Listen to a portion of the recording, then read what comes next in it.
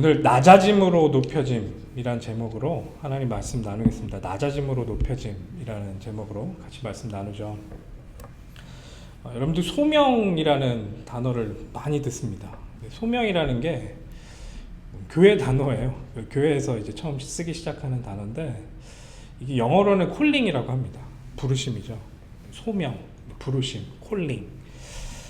이게 처음 사용된 거는 이제 종교개혁 중간에 이제 마틴 루터와 존 칼빈 이런 우리 종교개혁 선배님들이 모든 직업들이 그러니까 성직자들이 갖고 있는 그런 성직 이런 개념에 너무 우리가 침착하고 있는 그런 상황 가운데 우리 모든 성도들이 갖고 있는 직업들이 다 성직이다라는 것을 설명하기 위해서 하나님의 부르심, 콜링 이런 컨셉으로 그것들을 설명하기 위해 이 소명이라는 단어를 저희 이제 기독교 안에서 사용하기 시작한 거죠. 그렇게 거기서 시작을 했다고 합니다.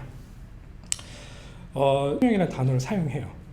이게 인간이 왜 우리가 직업을 갖고 노동을 하고 하는지에 대한 이유들을 궁금해하다 보니까 그걸 갖고 있어야지만 그 삶의 의미를 찾고 하다 보니까 심리학적으로도 우리가 먼저 사용하고 있었던 그 소명이라는 컨셉을 가지고 가서 같이 이용하고 설명하고 그것으로 이제 사람들한테 설명을 하는 그런 컨셉입니다.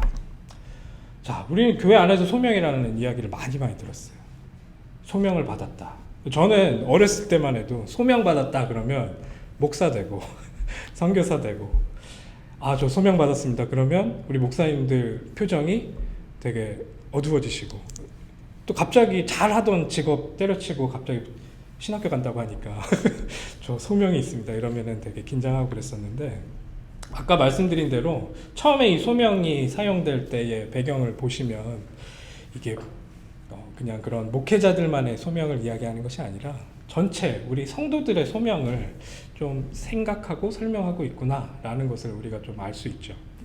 근데 제가 이 소명에 대해서 계속 묵상을 하다가 이 콜링 근데 이제 한국 저희들 단어로는 소명이라는 단어를 썼는데 이 소명이라는 한국 단어가 무엇인지를 계속 집중해서 생각하고 묵상하기 시작했어요. 이게 한문이더라고요. 한문이에요. 소명 그러면 소는 이제 부른다 뭐 이런 뜻이고 명은 우리가 생명할 때 그 명이죠.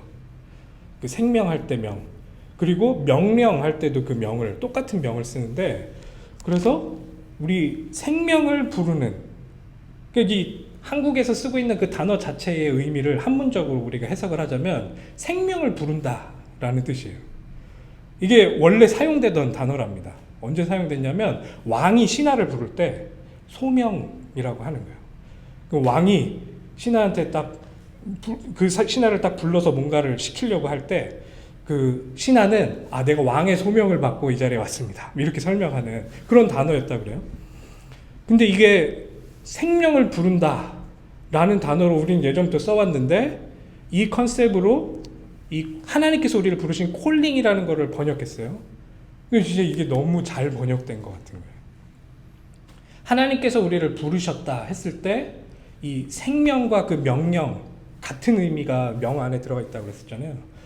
그 우리의 생명을 부르시는 그 하나님의 부르심을 우리가 소명이라고 지금 번역을 해서 사용하고 있는 게 참 은혜스럽고 굉장히 성경적으로 잘 번역이 된 거 아닌가? 이런 생각이 들었어요. 이 단어만 계속 생각하고 묵상을 해도 하나님께서 우리를 생명으로 우리에게 우리의 생명을 요구하시면서 부르셨구나. 이게 소명이구나. 아까 말씀드린 대로 처음에는 우리가 목회적 소명을 받았다. 그러면서 목회를 하기 위해 내가 소명 받습니다. 이렇게도 사용하지만 요즘 청년들은 아까 그 심리학에서도 많이 사용하는 것처럼 제 직업을 뭘로 해야 됩니까? 하면서 하나님 앞에서 하나님 제 소명이 뭡니까? 하면서 기도하는 그런 단어로 지금 많이 사용하고 있어요. 근데 좀 더 근본적으로 하나님께서 우리를 생명으로 부르시는 것, 그러니까 우리의 생명을 요구하면서 부르신다라고 이해하고 소명을 바라보니까 이게 굉장히 의미가 있고 굉장히 우리 전체적인 우리 전 인생의 전체적인 내용들을 포함해서 하나님께서 우리를 콜링하시고 있구나라는 걸로 연결돼서 이해가 되더라고요. 그냥 직업 하나 어떤 것, 내가 어떤 달란트가 있고 어떤 직업을 구할까요? 이 정도 차원이 아니고 우리 존재 자체를 하나님께서 생명으로 딱 부르시는데 그 부르시는 그 하나님의 음성, 그 하나님의 부르심, 이것으로 이해를 하니까 훨씬 더 소명이라는 게 내 인생 전체에 적용될 수 있는 그런 단어로 저한테 다가오고 이해되는 것들을 체험했어요. 생명을 부르셨대요. 누가 우리의 생명을 부를 수 있을까요? 우리 생명의 주인 된 사람만 그 생명을 부를 수 있는 거예요. 하나님께서는 우리의 생명의 주인 되시는 거죠. 그 하나님께서 우리의 생명을 요구하시고 부르시는 그 소명, 그 콜링이 우리 성도 전체한테 다 있다라는 거예요. 그 소명 때문에 여기 다 앉아 계시잖아요. 그 소명이 너무 감격스러워서 우리가 계속 하나님 앞에 지금 신앙생활을, 그리고 하나님 앞에서 하나님 자녀로서 우리가 살아가고 있잖아요. 그 의미를 깊이 있게 한번 묵상해 보자는 거예요. 우리 생명의 주인이신 하나님께서 우리의 생명을 요구하시는 부르심에 응답하는 것이 우리의 소명에 응답하는 것이구나. 내 직업이 뭡니까? 라는 차원을 뛰어넘어서 내 존재 자체에 대한, 그리고 내 생명에 대한 부르심을 이렇게 하시고 계시는구나. 좀 더 자세하게 한번 들어가 볼게요. 기독교는 생명입니다. 아멘.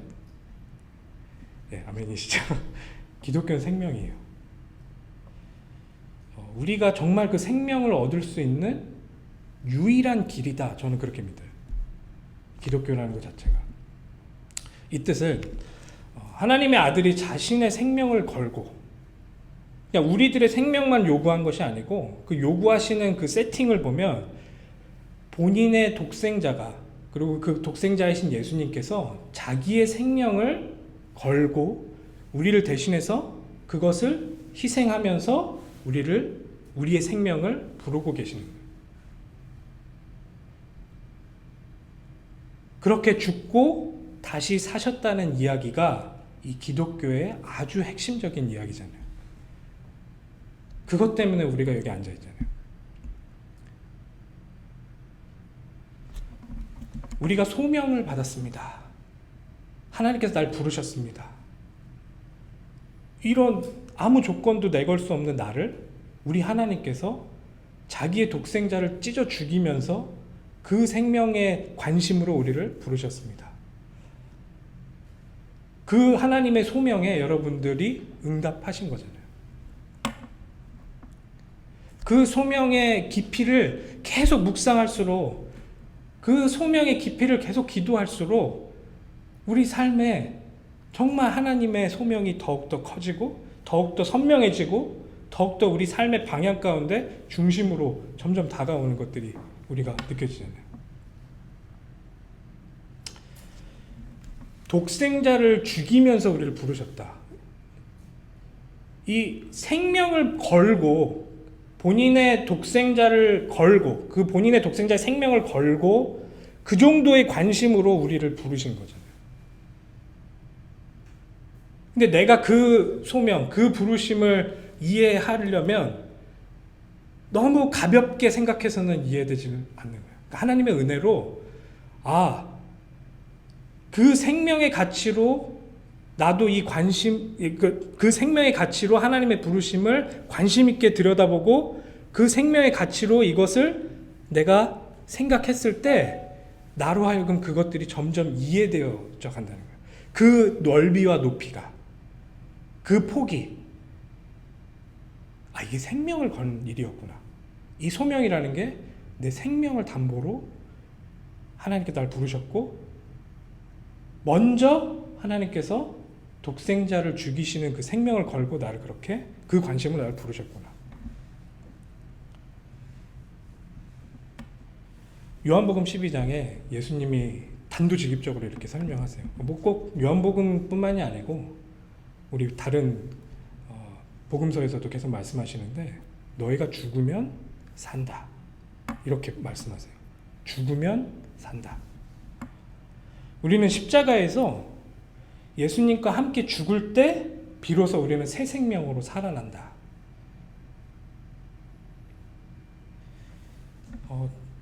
우리 같은 경우에는 도덕적 노력이나 양심적인 찔림 정도로는 불가능한 존재예요. 그걸 갱신하겠다고 우리의 노력을 아무리 쏟아내도 그걸 변화시킬 수가 없어요. 우리 지난주 목사님께서 이 앞부분 설명을 하셨잖아요. 우리가 예수님의 마음을 품고 이 남을 더 낮게 하고 나를 겸손하게 하고, 이게 그냥 교양을 잘 싸서 내가 열심히 노력해서 이 사람들을 어떻게든 좀 낮게 여기는 그런 마음을 좀 고취시키자, 이런 차원으로 얘기를 했으면 지금 그 뒤에 설명되는 예수님의 죽음을 설명하는 게 맞지가 않아요. 그래서 그 목사님이 말씀하셨던 게, 이 예수님이 어떤 분이신지에 대한 그 이해가 없이는 지금 우리가 믿고 있는 것이 허사가 될 수도 있고, 그것에 대한 바른 이해가 있을 경우에는 이게 정말 바른 길로 들어설 수 있는 아주 중요한 토대가 된다. 예수님이 미치광이냐, 자기가 진짜 하나님이다라고 이야기하는 그런 미치광이냐, 아니면 진짜 하나님의 아들이냐, 이제 뭐 그런 조건을 가지고 우리를 체크업하고 우리가 하나님 앞에서 질문을 던져야 된다, 이런 말씀을 하셨는데, 이 바울이 그 질문을 우리들한테 던지고 있는 거예요. 그리고 이 빌립보 교회에게도 그 얘기를 하고 있는 거예요. 그냥 우리가 열심히 해서 서로 사랑해야 됩니다, 이런 이야기를 하고 있는 게 아니고, 우리는 그럴 수 있는 존재가 아님을 예수님의 십자가 죽음을 설명하면서, 하지만 그렇게 될 수 있도록 예수님께서 생명을 걸면서 그 모든 것들을 어떻게 돌리셨는지, 어떻게 우리를 정말 하나님의 품으로 다시금 돌아올 수 있도록 어떻게 길을 여셨는지, 지금 그 복음의 정수에 대해서 지금 설명을 하고 있다라는 것이에요.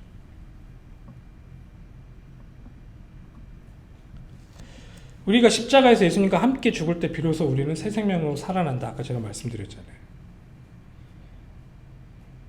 예수님은 자신을 비우시고 십자가라는 형벌을 우리를 대신해서 지으셨어요. 우리를 위해서가 아니고, 그분은 지실 필요가 없는데 우리를 대신해서 그렇게 십자가에서 생명을 걸고 돌아가셨어요.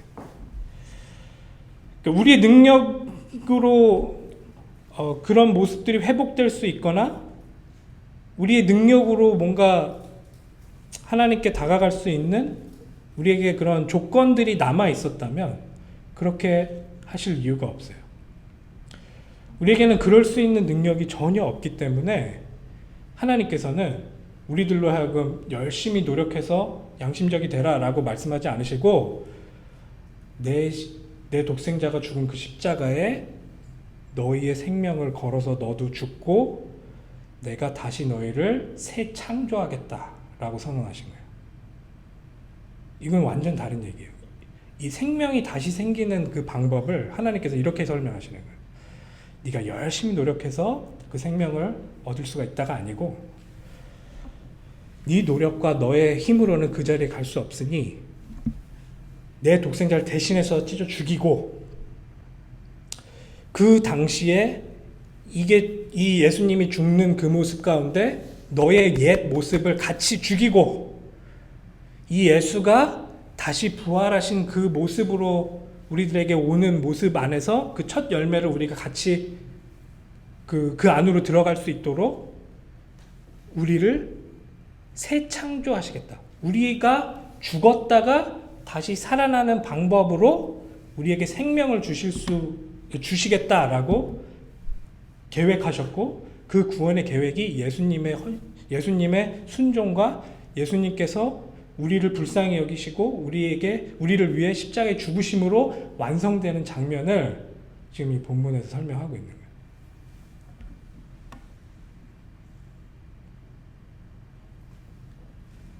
생명을 내어주고 내가 죽어야지만 다시 태어날 수 있는 거예요.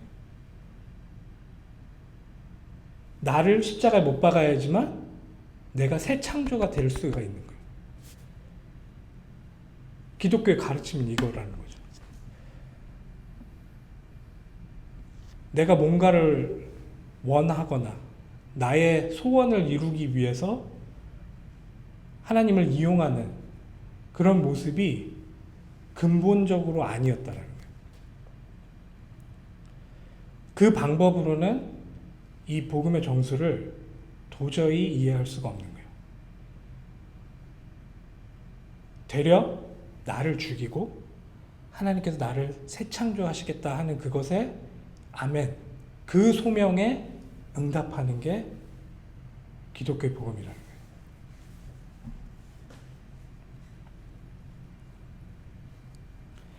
우리는 그분의 십자가 죽음 앞에 나도 함께 죽음으로 그분 안으로 소속되는 거예요. 내가 죽어야지만 그 안으로 소속될 수가 있어요. 나의 가치와 내가 갖고 있는 모든 것들이 십자가의 강력 앞에 죽어야지만 내가 그분께 소속되는 거예요. 그제서야 첫 열매 되신 그분의 부활에 우리가 동참이 되는 겁니다. 내가 태생의 신분이 만약에 노예라면 이 신분에서 벗어나는 길이 무엇이 있겠습니까? 죽는 거예요. 죽어서 다시 태어나는 게 내가 노예 신분에서 벗어나는 길이란 말이죠. 우리는 침례를 받습니다. 이게 굉장히 의미 있어요. 침례라는 그 하나님께서 우리들에게 허락하신 그 내용이 얼마나 중요한 걸 상징하고 있냐면 물속으로 우리를 꼬르르 넣습니다. 그때 나는 죽습니다. 그리고선 다시 세상으로 올라옵니다. 새 숨을 그때부터 쉴 수 있어요. 새로운 피조물이 되었다라는 것을 이 침례라는 걸 통해서 우리들로 하여금 체험할 수 있도록 성경에서는 이야기하고 있는 거죠.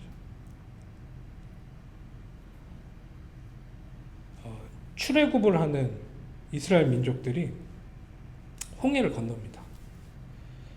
홍해를 건너는 사건 자체가 침례를 보여주고 있어요.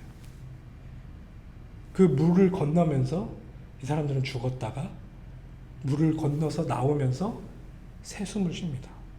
새 생명이 됩니다. 이 방법이 하나님의 방법이라는 거예요. 이 방법을 하기 위해서 예수님을 십자가에 거셨다라는 거예요.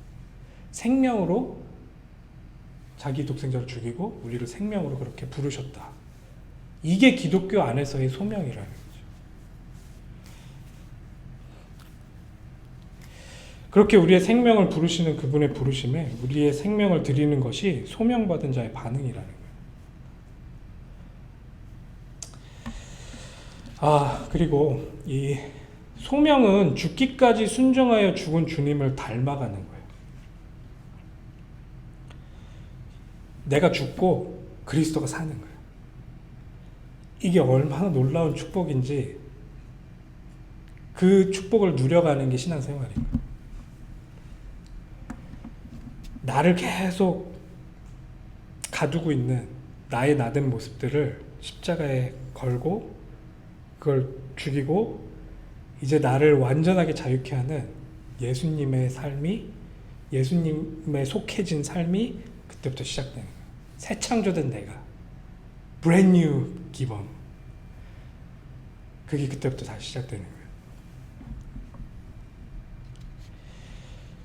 지난주 본문에서처럼 저자는 그리스도 예수의 마음을 품으라고 이야기합니다. 겸손함으로 죽기까지 순종하는 우리 주님의 마음이에요.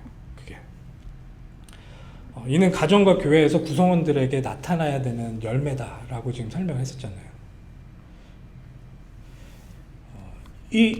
지금 바울이 어떤 논리와 어떤 근거를 가지고 우리가 서로 그렇게 한 마음이 되어야 되는지에 대해서 이 본문이 설명하고 있다는 거예요. 그냥 우리 한 교회니까 열심히 한 마음 해봅시다. 생각을 한번 맞춰봅시다. 이 차원이 아니고 하나님께서 창세전부터 계획하셨던 그 구원의 계획이 예수님을 통해서 이렇게 성취됐는데 그 성취된 모습의 열매가 이 교회라는 공동체를 통해서 그리고 이 가정이라는 공동체를 통해서 이렇게 드러나야 되는 거지, 드러나는 것입니다.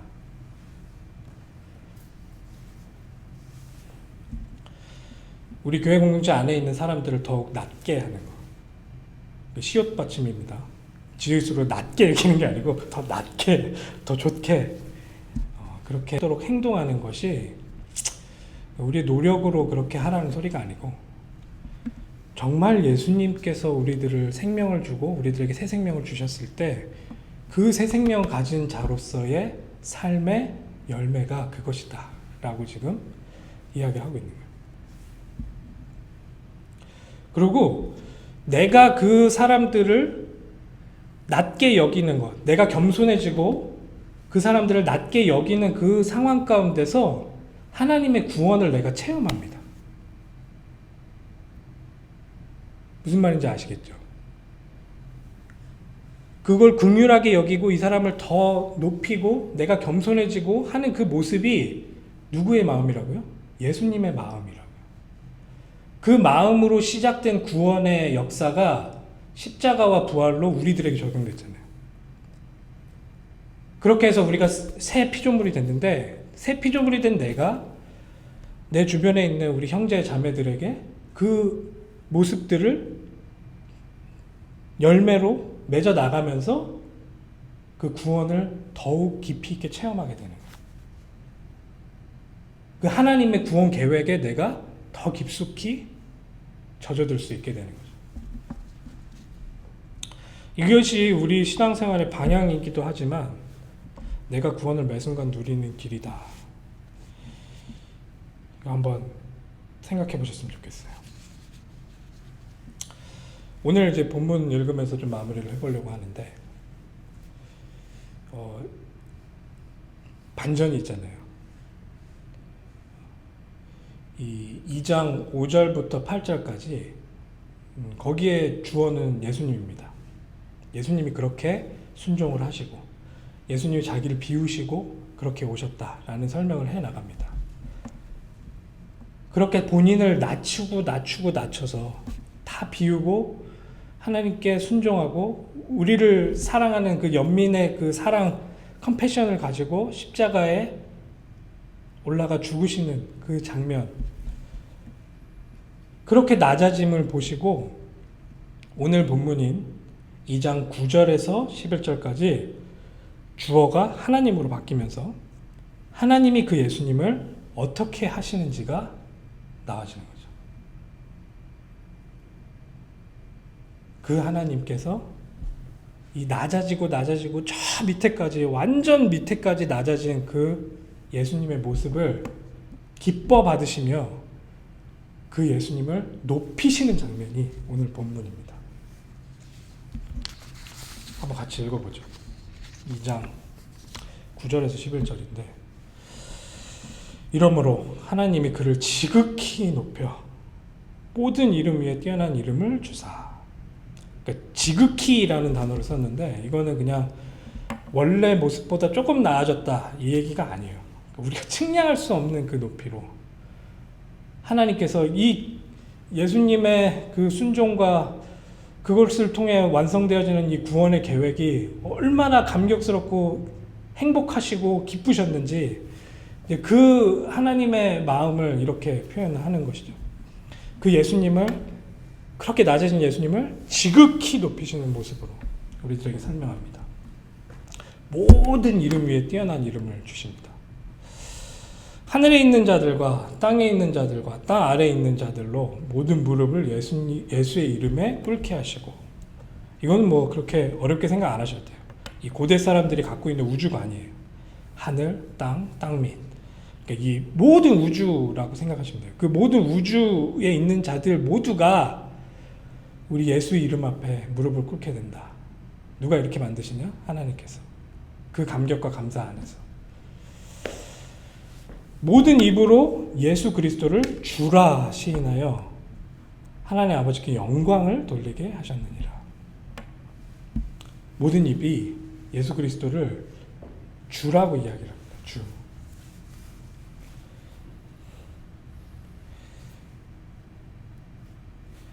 그래서 그걸 가지고 하나님 아버지께 영광을 돌리는 그런 모습이 오늘 본문입니다.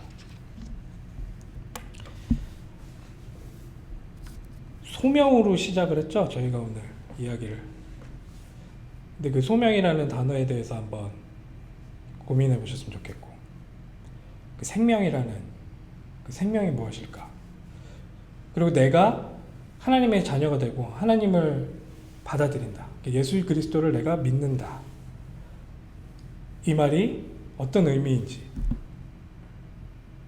내가 죽고 그리스도가 사는 것이 우리들에게 어떤 축복이고 어떤 어마어마한 일인지, 이 맛을 보기 시작했을 때 지금 우리 앞에 있는 모든 문제가 하나님께서 나를 완전한 길로 인도해 가시는 중요한 그런 과정들로 변화될 것이고, 모든 막힌 담들이 그 그리스도의 강력 앞에서 다 무너지는 것들을 체험하실 수 있을 거라 생각합니다.